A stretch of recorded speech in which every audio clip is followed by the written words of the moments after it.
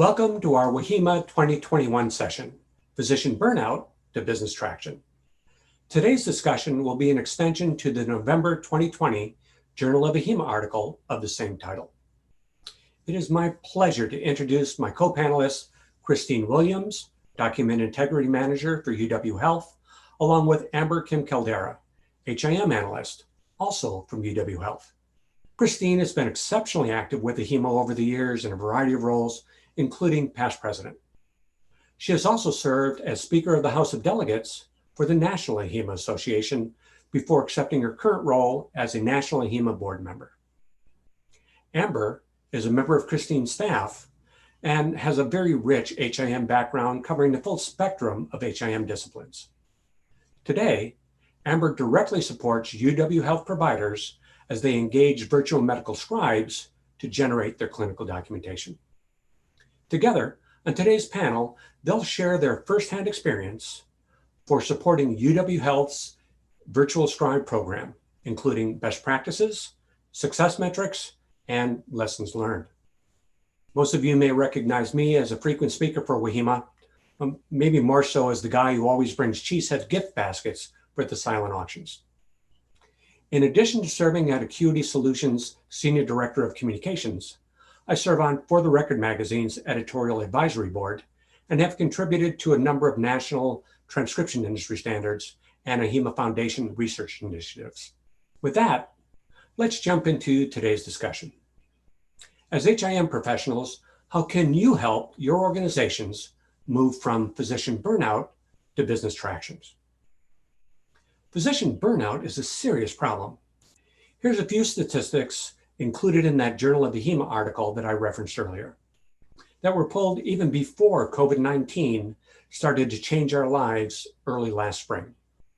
A University of Wisconsin study found that physicians spend about 11.4 hours on the days that they work, with 5.9 hours, or more than half their day, directly engaged with the EHR. Those non-patient care administrative tasks compound their feelings of burnout and have helped push physician suicide rates up to twice the national average. We need to do a better job of caring for those who care for others. AMA studies also show that physician burnout contributes to over $4 billion in lost provider productivity, based on the cost of physician turnover and reduced clinical hours. And burnout symptoms are reported by almost half of physicians nationwide. And I remind you, these are statistics that were gathered before COVID hit. Now let's look at the causes of burnout. Again, according to AMA Practice Transformation Initiative research, where they interviewed over 15,000 physicians from 29 specialties, the top 4 reported causes of burnout all trace back to non-patient care related administrative tasks that are inherent to certified EHRs.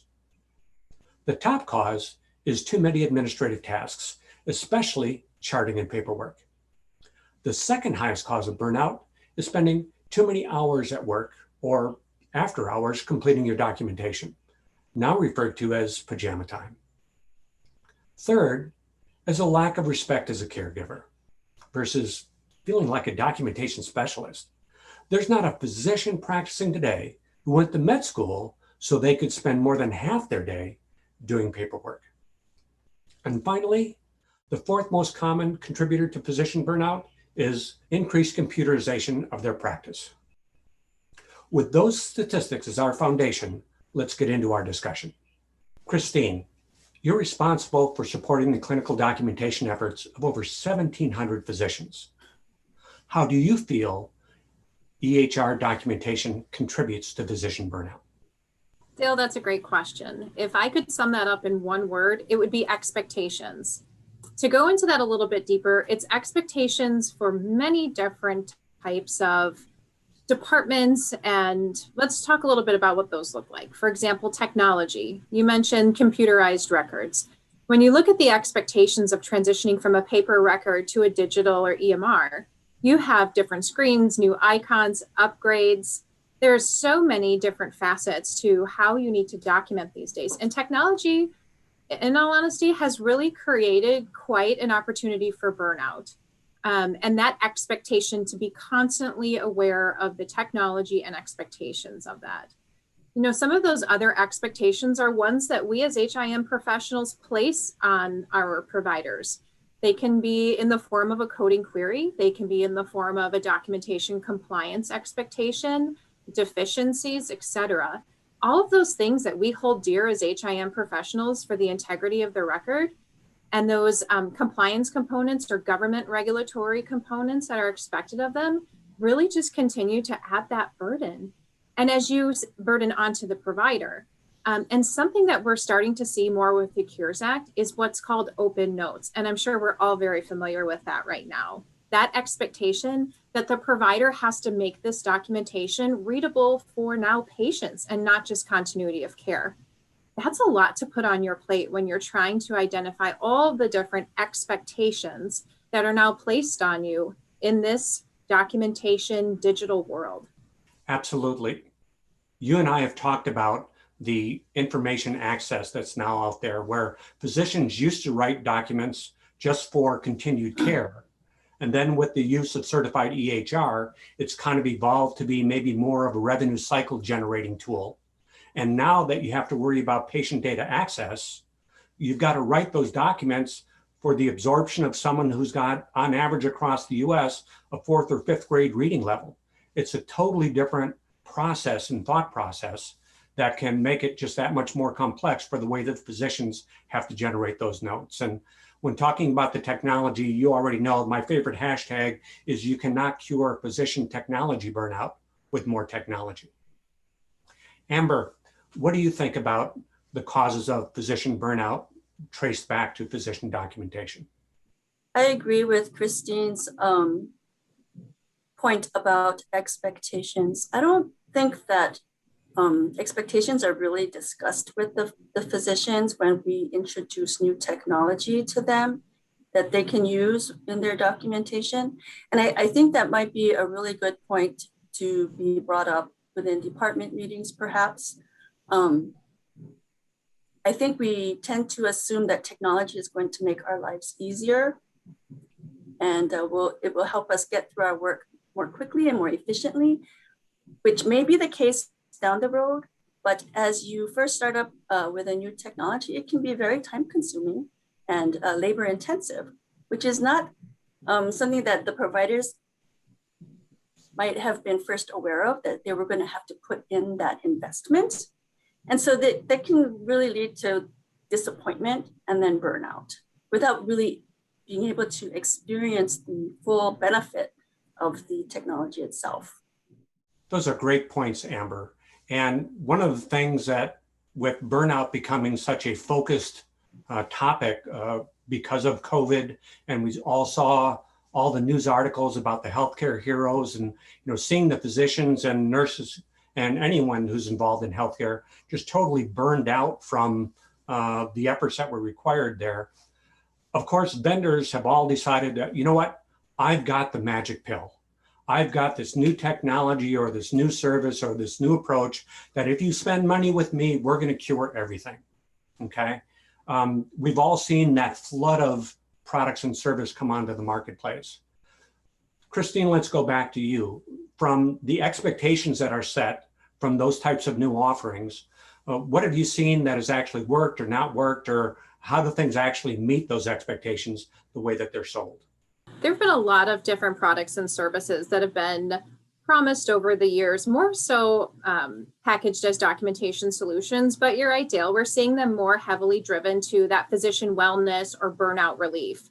Something that's a little bit different is we're seeing this being maybe 2-3 years out, right? So we're seeing demos of new technology, their videos, they're very accelerated in technology, very AI driven.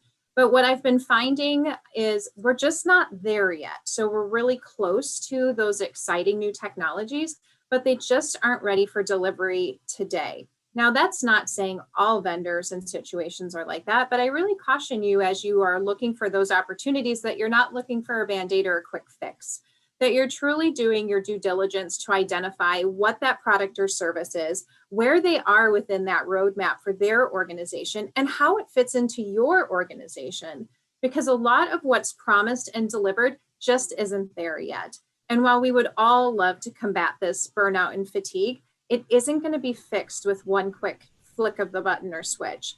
And as you're talking, I highly encourage you to go and talk with our vendors and our exhibitors here at WHIMA, or reach out to them after and truly understand what the full scope of opportunities are and see how that fits well within your organization.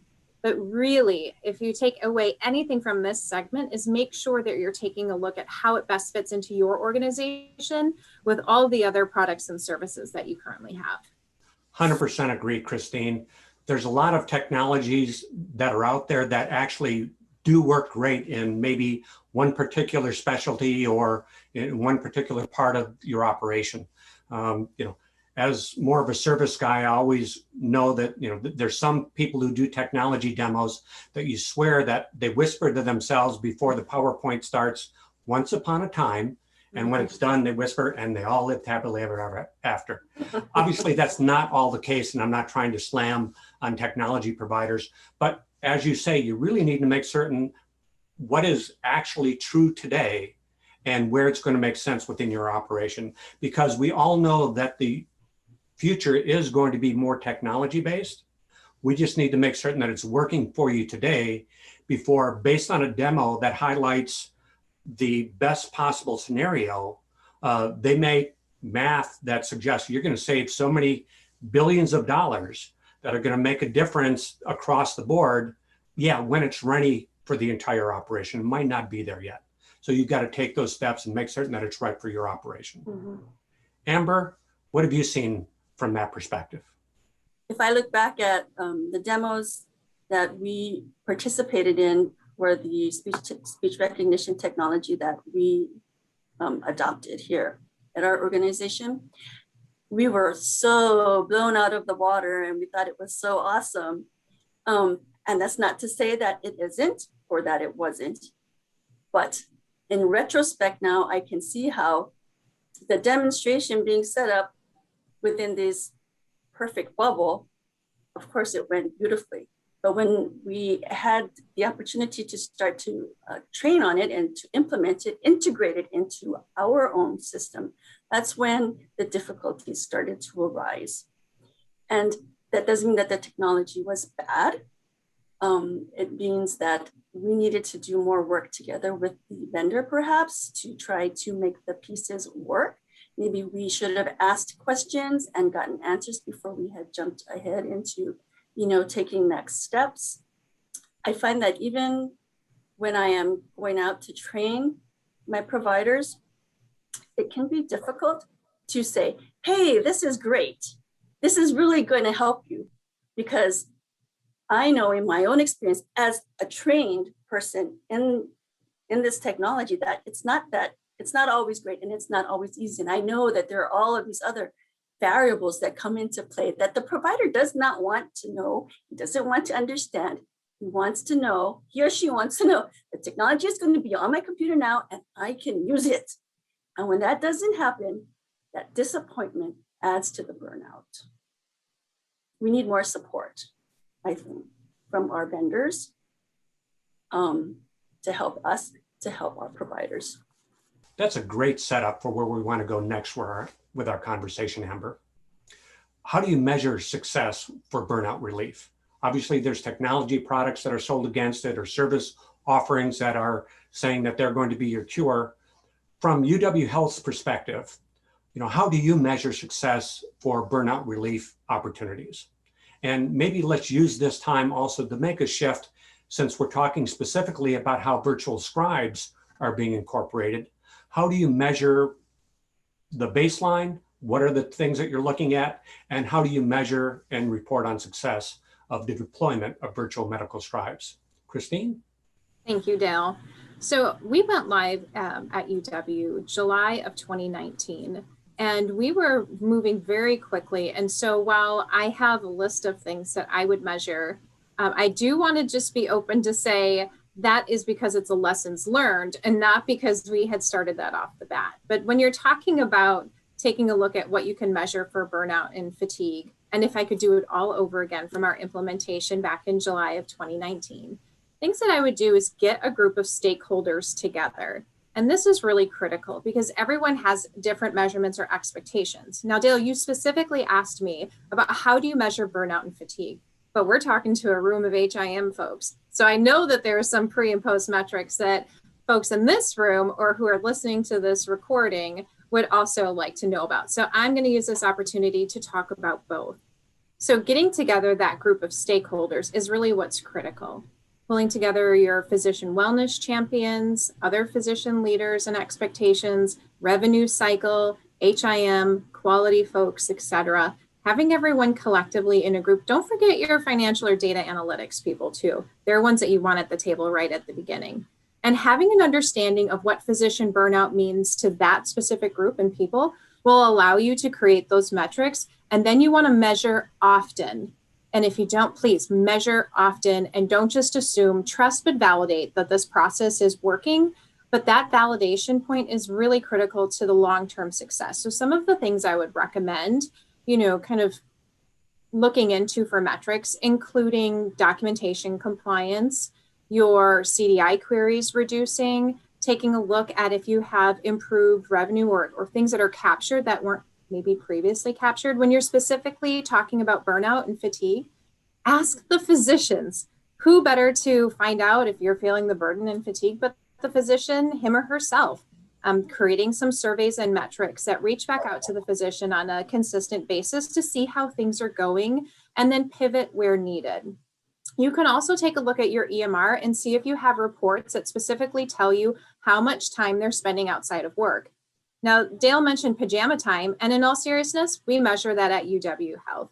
In our EMR, we have reports that allows us to see how much pajama time physicians are performing outside of work. And for us, in our experience with scribes, we've seen a reduction in pajama time because when the scribe is finished, the provider reviews and signs. There's no need for him or her to be reviewing during pajama time or to be, in morning pajamas doing any pre-charting because our scribe's been able to take care of that as well. So it really depends on whom you're speaking with in regards to that burnout and fatigue, but make sure all the players are at the table together so everyone's expectations of metrics and measure are met from the beginning. Those are some really great points, Christine. And as we've talked about before, UW Health really was focused almost exclusively on physician wellness. Some of our other clients are looking more at some of those business metrics, such as increases in RVUs, same-day chart closures, which, as you mentioned, because the physicians can sign off right after being documented by the scribes, those are great kind of things that are very easy and quantifiable to measure, whereas sometimes physician satisfaction or physician wellness is a little bit more of a soft kind of a metric that you have to do with different types of surveys. Amber, what types of metrics do you think people need to look at or should look at and consider, in addition to the extension of what Christine talked about, of making certain you get everybody who's interested in burnout relief at the table before you start those conversations? First and foremost, like Christine said, would be provider input. I think that where the goal is to improve their lives. And so they are the best people to tell us whether or not what we're doing is actually working. I think secondly, I would look at patients for their input, maybe through surveys post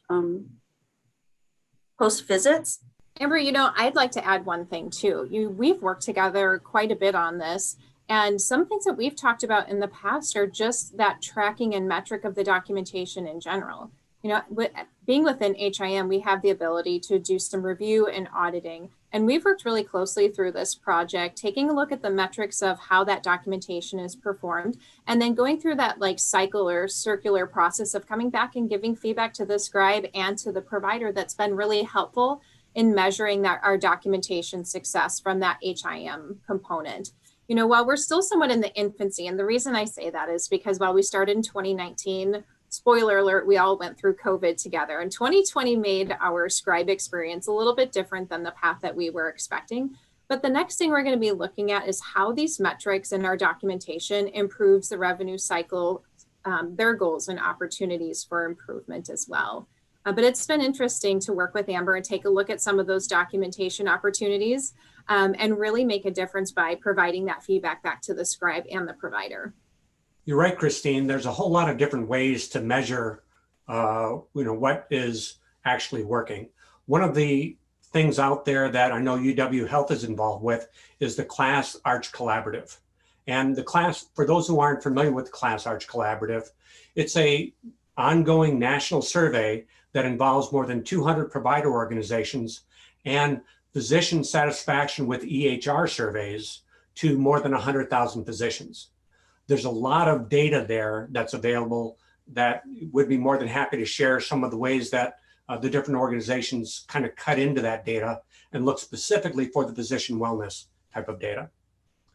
Obviously there's also other things that more on the HIM side, measurements of document quality, the resulting RVU increases, where I think UW Health might be in the range of a 12% increase in RVUs after incorporating Scribes. Yale Hospital, which is another one of our clients, they report a 14% increase in RVUs.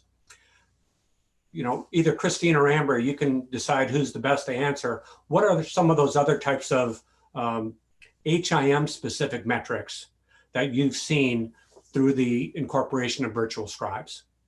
So Dale, I would love to say that we have all of these HIM metrics packaged up with a beautiful bow on top, but in all reality, we went live very quickly in 2019 to be a part of an AMA grant. And so while we went live and we went live with a hitch and we had great support through the service, we just didn't have time to set those metrics like we would have. So as we're taking a look at the ownership of the Scribe program right now, we're developing those metrics.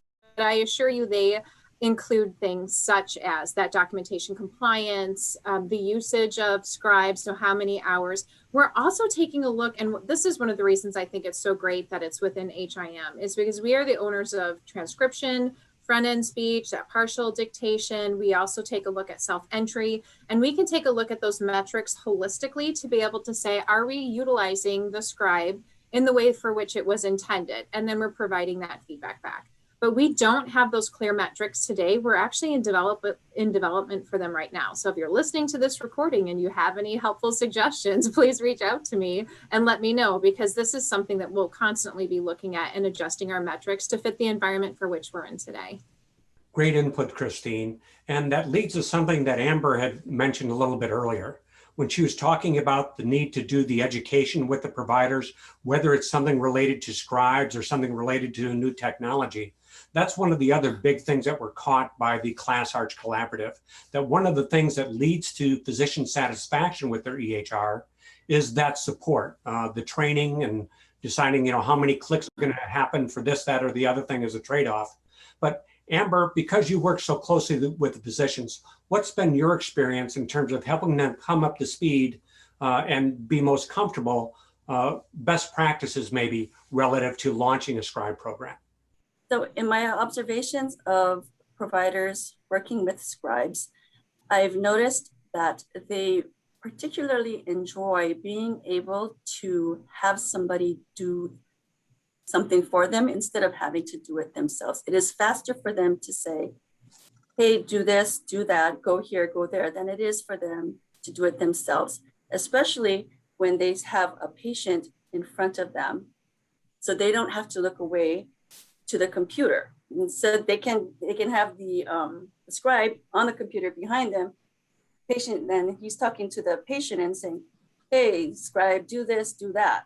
They smile, there's a relationship and interaction there, and it almost becomes like a little community, which I think really lightens up the atmosphere and the day.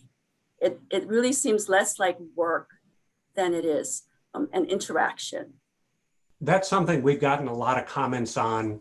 And for those who follow me or follow AQuity Solutions, every Tuesday we put out on social media, on LinkedIn and Facebook and now Twitter, is that our top 3 Tuesdays, or quotes that we get back from providers.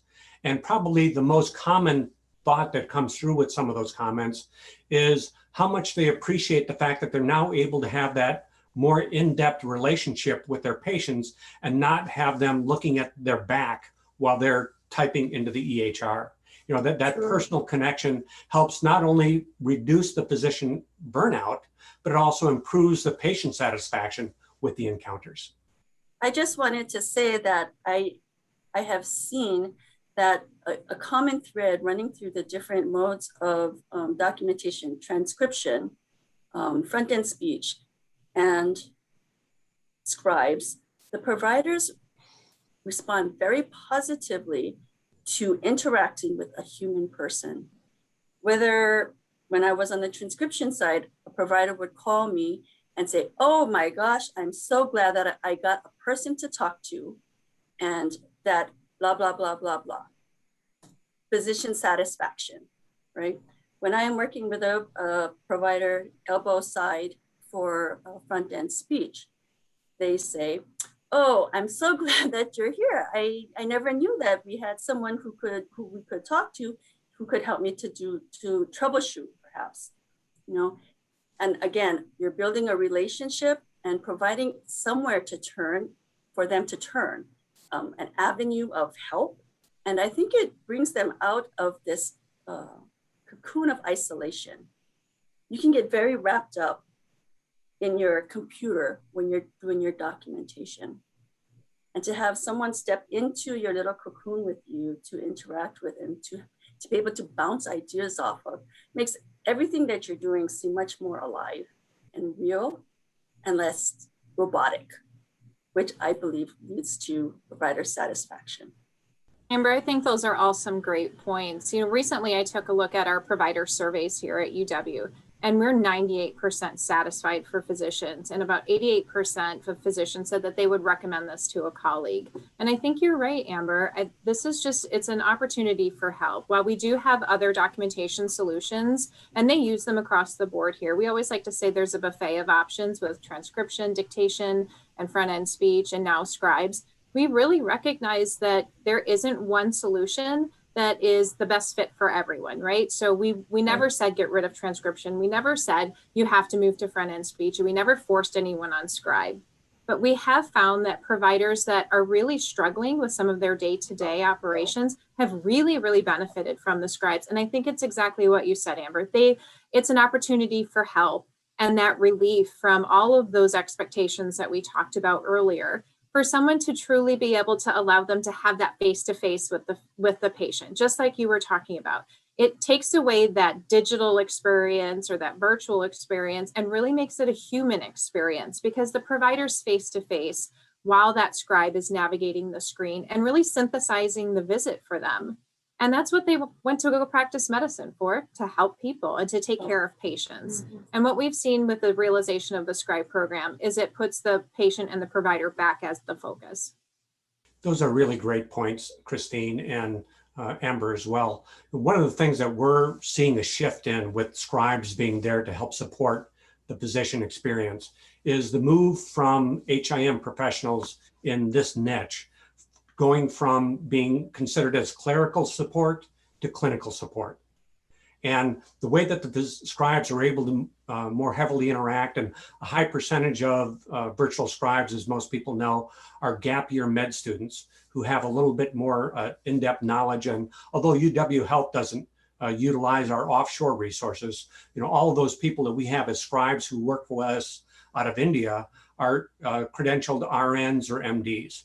And being able to give not only that clerical support, but also help support some of those specific clinical decision-making things that obviously they can't do any practice of medicine, but they can help the physician look at some specific things that maybe they hadn't considered before. One example that we had for a recent encounter was where the patient had said something in passing while the physician was doing the exam that the provider actually missed during the discussion. But when they looked at the notes afterwards, that particular note caused the provider to order some additional tests. And those tests affirmed that the patient had early stages of a particular type of cancer, that because of the early detection, they have a much better prognosis to come out well on the other end of that. So, getting that personal relationship with the provider, understanding what they're looking for, not only for the revenue cycle or for the note that's going to be hopefully read or potentially read by someone with a fourth or fifth grade reading level. Understanding the full process of the encounter with the physicians is something that scribes can offer that you really can't find in any of the other documentation opportunities that are out there. So I think that's an important distinction to make for that personal relationship with the scribes. That is another one of those topics that is, heavily addressed in our, Top 3 Tuesday type of program. But as we shift and look to maybe start wrapping up this conversation, which has been great, really appreciate the input from both of you. When you look at supporting a rollout of scribes within your organization, what type of structure or, what are the things that you would like to suggest to those who are considering this to make certain they've got their act together and approach it the right way?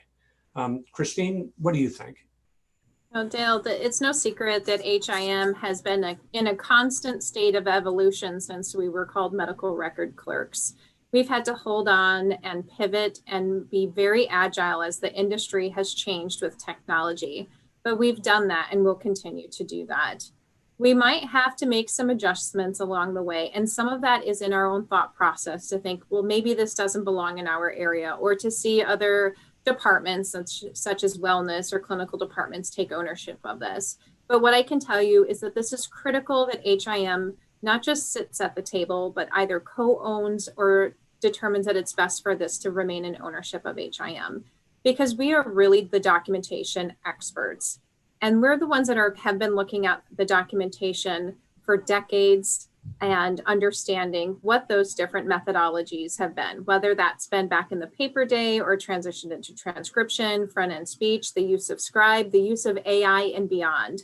It's really critical that HIM maintains the integrity of the record. And part of that is the ownership of this specific Scribe program. It allows us to be able to review the documentation, maybe start a front-end CDI program in which you're providing information to the scribe to ensure that he or she are assisting the provider in capturing that data. Maybe it's from the HIM perspective of the template build to ensure that the appropriate templates and standards are created for ease of use, not just for the scribe, but for the provider, meeting those metrics for regulatory or departmental expectations and policies. It's truly critical that HIM takes a look at this opportunity and ensures that we're embedding the right skills, resources, and tools for our team members to do that. Transitioning them into including the Scribe components and understanding what those regulatory portions are in those new notes and where we move from beyond Scribe. But it definitely belongs in HIM. I completely agree with what Christine has just said. Having Scribe program under co-ownership or ownership of HIM makes complete sense.